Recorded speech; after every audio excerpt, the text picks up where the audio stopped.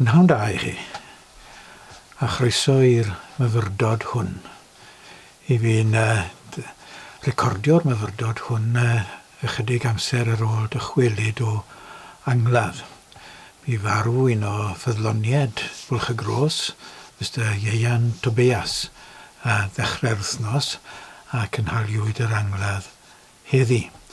Ac fel sail i'r myfyrdod fi am ei gyflwyno nawr, fe garen i ddefnyddio rhai o'r pwyntiau a nes i gyflwyno yn yr angladd a datblygu ychydig arnyn nhw. Ac fel sail i'r cyfan, fe garen i ddefnyddio rhan o Efengil Ioan. Nawr mae benod 14, y rhan o benod 14 fi ar fi'n darllen yn boblogaidd iawn mewn angladdau yn arbennig. Ac mae e'n ddan pwysig iawn. Yn y fan hon, yn benod 14 o Efengil Ioan, mae Iesu yn paratoi i disgyblion at y peth traumatic iawn sydd ar fi'n digwydd iddyn nhw.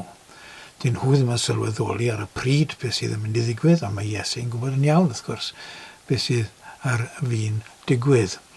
A mae nhw'n mynd i gael sioc dychrynllyd, ac mae nhw'n mynd i gael eu hysgwyd hyd mer i hesgyrn. Ac mae holl ffordd nhw o feddwl, a holl o beithio nhw, pob peth ar fi'n cael ei ysgwyd a'i newid. Mae'r hyn fydd yn digwydd ar un olwg yn drychineb iddyn nhw. Maen nhw'n mynd i golli eu harweinydd. Maen nhw'n mynd i golli'r Meseia. Mae'n mynd i gael ei ladd mewn modd hynod o greulon. Mae'n mynd i cael ei orfodi fynd trwy boenau corfforol a meddyliol dychrynllyd wrth iddo fynd i'r groes ar Golgotha. Nawr, mae Iesu'n paratoi ddisgyblion ar gyfer hyn. Dyn nhw ddim yn credu bod y fath beth yn mynd i ddigwydd iddo fe, ond maen nhw yn mynd i orfod wynebu realiti y sefyllfa anodd maen nhw'n ffindo eu hunain ynddo. A dyma rhan o beth mae Iesu yn dweud wrthyn nhw. Pidwch a gadael I ddim gynhyrfu'ch calon. Ychydig cyn y croeshoeliad, os oes unrhyw beth yn mynd i gynhyrfu'n calonau ni, yw bod yn dystion I rhywbeth mor erchyll yna, yn dy fe. Ond mae Iesu'n gweud, pidwch, mae rhywbeth mwy yn digwydd fan hyn. Nid just beth I chi'n mynd I fynd trwyddo nawr, nid just y farwolaeth I chi'n mynd I fod yn dyst iddo nawr. Mae rhywbeth llawer mwy yn digwydd dros y cyfnod hwn. Felly, credwch yn Nuw, a chredwch yn ofinau. Ac wedyn ni mae yn sôn am farwolaeth fel symud o un man i'r llall. Yn hif yn had, y mae llawer o drigfannau. Pe na bydde felly, a fyddwn ni wedi dweud wrthych fy mod yn mynd I baratoi lle I chi. Delweddau mae Iesu'n defnyddio, wrth gwrs. Y lle yw teyrnas nefoedd, teyrnas dduw, y lle yw'r cyflwr a'r cyfnod pan fydd y cyfan yn cael ei drawsnewid I fi mynd I baratoi lle I chi. Fyse bod yn westeiwr yn derbyn pobl gwestai mewn yw westi mawr. Ac mae wedi paratoi'r ystafelloedd ac yn y blaen ar gyfer y gwesteion sydd yn cyrraedd. Fe wyddoch y ffordd i'r lle rwy fi mynd. Meddai Thomas wrtho, yr amheuwr, dyna beth I ni yn ystyried Thomas fel, ond tebyg I ni yw mae'n cwestiynu. Ac mae'n dda I fod e'n cwestiynu. Oherwydd canlyniad y cwestiynu yw'r rhai o'r datganiadau gorau am Iesu. Fy arglwydd am Duw, meddai Thomas, a gweld ar iddo fe amen fawr iawn beth oedd wedi digwydd. Fel lot o bobl, wrth gwrs, yn ame yr atgyfodiad gall byth digwydd. Na, allai ddim digwydd o dan drefau naturiol. Gwyrth yw e. A dyna beth yw gwyrth. yw rhywbeth sydd ddim yn gallu digwydd dan drefen naturiol, ond bod wedi digwydd o dan y drefen ddwyfol. Dim ond Duw all wneud gwirth mewn gwirionedd. I ni yn defnyddio'r gair gwirth fel yn llawer ysgafn, a gweud y gwir, ni'n gweud bod pob genedigaeth yn wyrth. Chymod, mae e'n beth naturiol i ddigwydd, yn dwi? Mae e'n digwydd miloedd o weithredydd, felly dyw yr enedigaeth arbennig, un genedigaeth, ddim yn wyrth. Mae'r drefn sydd wedi dod â bywyd i farwolaeth yn wyrth ydy. A'r drefn honno mae Iesu'n sôn amdani. Drefn Duw, bwriadau Duw. A rhan o'r drefn honno yw Iesu, ac yn y drefn honno mae Iesu yn cyflwyno i feddwl i ni. A'r drefn honno mae marwolaeth yn gam mewn bywyd. Nid rhywbeth terfynol marwolaeth, ond cam mewn bywyd, a dyna ni mlaen at hynny eto. Medda Thomas wrtho arglwydd ni wyddom i ble rwyt yn mynd, sut y gallwn wybod y ffordd? Dywedodd Iesu wrtho, mae fi yw'r ffordd, a'r gwirionedd, a'r bywyd. Nid yw neb yn dod at y tad ond trwy fi. Os ydych wedi fod nabod i, byddwch yn adnabod y tad hefyd. Mae Iesu'n pwysleisio. Mae fe yw'r ymgnadoliad. Mae fe yw'r datguddiad o Dduw. Duw yw'r enw ni'n rhoi ar yr egni, ar yr ysbryd sydd yn ymdreiddio trwy'r cread i gyd. Duw yw'r enw ni'n rhoi ar awdur bywyd, ar ffynhonnell bywyd. Nawr, os ydych chi am wybod beth yw ystyr a canfod pwrpas bywyd, i chi'n mynd at y ffynhonnell. Os ydych chi yn prynu rhywbeth o'r siop sydd angen i drwsio yn union syth, gwedwch, i ble chi'n mynd? I chi'n mynd at y gwneithurwr. Y gwneithurwr sydd yn gwybod beth i wneud ac yn gallu i wneud e. Felly, gyda bywyd, deall ystyr a phwrpas bywyd, ni'n mynd at y gwneithurwr, y creawdwr, yr hanfod. Nawr, fe sydd wedi datguddio ei hunan ym mherson Iesu o Nazareth, a datguddio ei hunan mewn ffordd i ni'n gallu i ddeall mewn bod dynol. Chi'n bod mae lot o athroniaethau wedi bod, a lot o grefyddau wedi bod ar hyd yr oesoedd ac yn dal i fod, sydd yn trial esbonio y pwrpas bywyd ac ystyr bywyd a beth yw Duw neu'r bodau dwyfol ac yn y blaen. Os dim angen i ni chwilio'r athroniaethau, os dim angen i ni chwilio'r crefyddau, mae wedi dangos ei hunan i ni. Yn Iesu. Dyna beth yw arwyddocad yr ymgnawdoliad. Dyna arwyddocad dathliadau'r Nadolig sydd o'n blaenau ni nawr. Mewn ffordd i ni yn gallu i ddeall, uniaethu ag e. Mewn ffordd i ni'n gallu ystyried yn ffrind, achos mae e mewn person. Ac yn y person hwnnw, mae Iesu yn dangos Duw i ni. Dangos i briodoleddau fe. Dangos i feddwl e. Dangos i egwyddorion e. Dangos i ffordd e o weithredu. Mae'r cyfannau i'w gweld yn Iesu o Nazareth.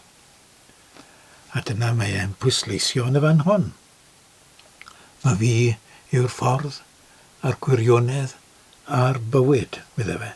Nid yw neb yn dod at y tad, ond trwy fi. Os ydych wedi fadnabod i, byddwch yn adnabod y tad hefyd. Yn wir yr ydych bellach yn ei adnabod ef ac wedi i weld ef. Ac mae Philip yn ymateb wedyn, dangos i ni y tad, a bydd hynny'n ddigon i ni. Ac mae Iesu eto yn pwysleisio y gwirionedd hwn wrth ymateb i Philip. Meddai Philip wrtho, arglwydd dangos i ni y tad a bydd hynny'n ddigon i ni. Atebodd Iesu ef, rwyf wedi bod gyda chi, a wyf wedi bod gyda chi cyhyd, heb i ti fadnabod, Philip. A mae'r sawl sydd wedi fy ngweld i, wedi gweld y tad. Dyna beth mae Iesu yn ei bwysleisio. Ac mae e'n dweud am bwyty gymryd pobl ato ei hun mewn oes pan oedd pobl fel heddi yn credu y beth yw diweddaeth. Full stop. Dyna ni. Marwolaeth yw'r gair ola. Does dim byd wedyn ni. Wel, na chi athroniaeth ddiflas mewn gwirionedd yn dyfa. Sydd yn dod mas o'r syniad mae damwen yw bywyd, damwen yw popeth. Os dim ystyr, os dim pwrpas, dim byd. Ond mae'r rhyfeddod gwirth bywyd mor rhyfeddol. Mae'n cymryd llawer mwy o ffydd i credu mae damwen sydd wedi dod ar holl rhyfeddodau hyn i wydolaeth. Ac yw ei credu mewn grym sydd wedi cynllunio'r cyfan. Dyw. Ac yna mae Iesu yn dweud yn nes ymlaen wrth i fod e'n parhau ar trafodaeth yma ar bobl. Rwyf fi yn rhoi heddwch i chi. Rwyf yn gadael i chi dangnefedd. Rwyf yn rhoi chi fy nhangnefedd i fy hun. Nid fel mae'r byd yn rhoi, rwyf fi'n rhoi i chi. Nid fel mae'r byd yn rhoi, ie. Y byd yma sydd yn credu mewn diddymdra. Y byd yma sydd yn credu mai dinistyr yw diwedd popeth. Y byd yma sydd yn credu mewn dim byd. Yn llythrennol felly. Does dim byd wedi achosi hyn. Damwen yw'r cyfan. Y byd hwnnw sydd yn adeiladu gymdeithas a ddiwylliant ar ofn, ar fraw, ar rym. Ie, dyna'r heddwch sydd yn perthyn i'r byd hwn. Heddwch o fraw, ofn. Heddwch o drais, bygwth. Dyna sy'n mae cadw'r heddwch. Nag e meddai Iesu. Gobeith am rhywbeth llawer mwy. Gobeith am grym llawer mwy. A'r grym hwnnw yn gariad. Os ydych chi'n caru, gallwch chi wneud dim byd yn anghywir. Dyna fydd y Paul. Cariad sydd yn sicrhau bod y tu hwnt yn gam mewn bywyd. Mae lot o bobl wedi trial cyfleu ystyr beth sy'n digwydd pan bod ni'n marw. Fi'n credu bod stori fach Victor Hugo, awdur Les Miserables, wrth gwrs, yw Victor Hugo, ac fe sydd yn un o'r trefnwyr y mudiad heddwch yn Ffrainc, ac yn ffrind mawr i Henry Richard Tregaron, Victor Hugo. Yma stori fach gyda gen bwyty'r llong. Gai ddarllen beth mae e'n dweud. Geraint Lewis sydd yn gyfrifol am gofnodi'r stori yn ffurf hwn. A minnau'n sefyll gar y lan. Wyle long yn cyweirio'i hwyliau gwynion ar gychwyn ei thaith i'r cefnfor glas. Mae'n lluniaidd a chadarn, ac fe'i gwyliaif hyd on i ddiflannodd fel smotyn o gwbl gwyn dros y gorwel. Yn fy ymyl o chneidia rhywun, fe aeth. Ond i ble? O'm golwg i yr aeth, dyna i gyd. Mae'n dal yr un mor hardd, yr un mor gryf, yr un mor llawn o'r llwyth a ddig i ben ei thaith. Im llyged i yr aeth yn ddim. ac ar yr union eiliad honno pan glewn fe aeth, gwn am lygaid eraill yn ei chanfod, a lleisiau llon yn tystio, fe ddaeth. Peth fel hyn yw marw. Y llong yn mynd am y gorwel. Mae'r gorwel yn edrych mor derfynol yn dwe. Ond mae yna o'ch y draw. A dyw'r llong ddim yn newid i gymeriad, ddim yn newid i ffurf, pan bod e'n croesi'r gorwel i'r ochr draw. Odi mae'r gorwel, mae'r wolaeth, mae'r gorwel yn ymddangos yn derfynol. Fel mae Dewi Emrys yn dweud am y gorwel yn dyfe, dyw e ddim yn derfynol. Wel y rhith, mewn ffordd yw marwolaeth, newid o un cyflwr i'r llall. Wel y rhith fel ymyl rhod o'n cwmpas, campwaith dewin hynod. Hen linell bell, nad yw'n bod. Hen derfyn, nad yw'n darfod. Odi mae'n edrych yn derfynol, ond dyw e ddim. Mae Iesu yn dweud wrthon ni bod yna gyflwr sydd yn dilyn hyn marwolaeth ni ar y ddaear, sydd yn wynebu pob un ohono ni, wrth gwrs. Ac mae e yn mynd i ddangos y ffordd i ni. Mae e yn dangos y ffordd i ni i wynebu hynny. Ac mae e'n dangos mewn modd gwbl unigryw. Gwbl unigryw. Mae e yn cael ei arteithio wrth iddo gael ei ladd gan y grymus, y cyfoethog, y bobl na allan nhw ddioddau ei syniadau fe, oherwydd bod e'n bygwth i cyfoeth nhw, a'i grym a'i hawdurdod nhw. Ac maen nhw moyn cael ei wared e. Ac maen nhw'n llwyddo yn eu tîm nhw i wneud hynny. Maen nhw yn ei ladd e. Ac maen nhw'n ei gladdu fe. Ond fod yr trydydd dydd, dyma yna wyrth yn digwydd. Rhyfeddod y rhyfeddodau. A trwy'r digwyddiad yr atgyfodiad hwnnw, mae Duw yn dangos i ni ddanionach bobl. Mae'n dangos i ni mae Iesu. Yr Iesu hwn. Yr un a laddwyd ar Golgotha. Y sar hwn o Nazareth. Y person cyffredin hwn yw'r datguddiad ohono fe.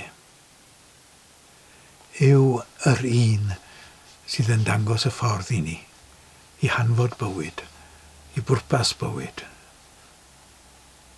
ac i deyrnas tragwyddol Duw, sydd yn dechrau nawr, ac yn ni'n cael y gwahoddiad o fod yn rhan o fe nawr. Helpa ni o Dduw ein Tad i ymateb yn gadarnhaol i dy alwad di arno, i fod yn rhan o dy deyrnas di yn Iesu Grist ein Arglwydd. Amen.